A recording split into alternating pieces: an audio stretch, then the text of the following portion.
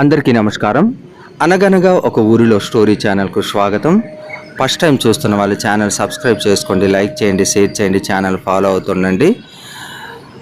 రామాపురం అనే గ్రామంలో సదాశివం అనే ఒక ముఠా వ్యాపారి ఉండేవాడు. ఇతని దగ్గర ఉండే వస్తువులన్నీ పల్లెటూర్లలో అమ్మటం, అలాగే అక్కడ రైతుల దగ్గర ధాన్యము, మినుములు, పెసలు, కందులు, వేరుచెనక్కాయలు, పసుపు ఇటువంటివన్నీ కొని తన దగ్గర ఉంచి రేటు వచ్చినప్పుడు వ్యాపారులకు అమ్మటం ఇతని వృత్తి. బాగా డబ్బులు సంపాదించాడు, చాలా మంచి వ్యక్తి.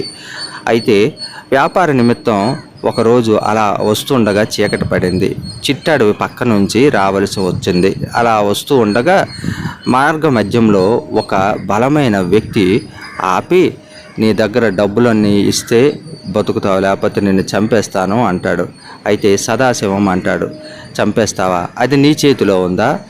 శివుడు ఆజ్ఞ లేనిదే చీమైనా కొట్టదంటారు కదా, చావు పుట్టుకలు అనేవి మన చేతులు లేవు కదా అంటే అప్పుడు యువకుడు అంటాడు, దొంగ, నేను దొంగను, అలాగే నాకు జాలి దయ ఉండదు. అలాగే నా చేతిలో కత్తి ఉంది. నువ్వు చూస్తే పెద్దవాడివి, నేను చూస్తే యువకుడును, బలమైన వాడిని. నేను చంపాలనుకుంటే నీ క్షణకాలం కదా, నువ్వు ఎలా తప్పించుకోగలుగుతావు? అది నా చేతిలో ఉందంటావు ఏంటి అని అంటాడు. అయితే అప్పుడు అంటాడు, ఏదైనా జరగవచ్చు ఏ క్షణాన, నేను ఇక్కడ నుంచి ఎలాగైనా తప్పించుకోవచ్చు నీ చేతిలో నుంచి అని అంటాడు.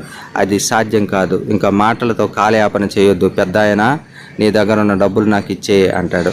సరే, నాకు చంపే, నాకు కూడా బ్రతకాలని లేదు, నాకు కూడా జీవితం పైన విరక్తిగానే ఉంది.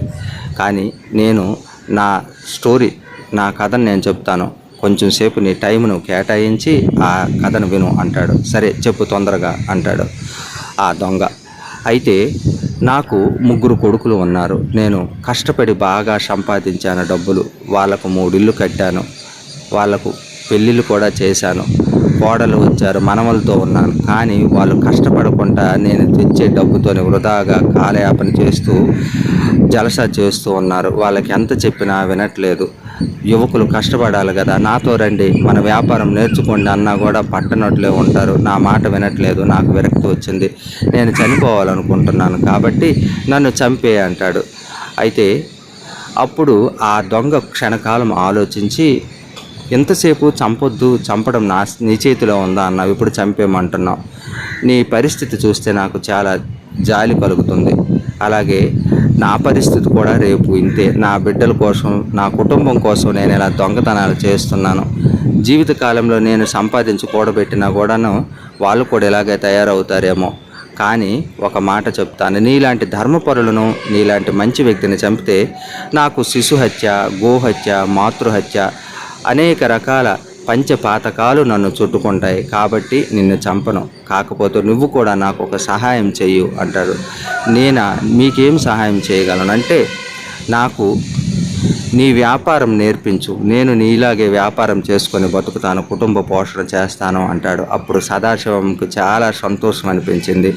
తన వలన ఒక దొంగ మారి మంచి దారిలోకి వచ్చి తాను కూడా వ్యాపారం చేస్తాననడంతో తనకు ఎంతో ఆనందంగా ఉంది. సరే, అయితే రేపటి నుంచే నువ్వు నాకు తోడుగారా, వస్తే నీకు వ్యాపారం నేర్పిస్తాను, నువ్వు కూడా అలాగ వృద్ధిలోకి వద్దు కానీ అని చెప్తాడన్నమాట.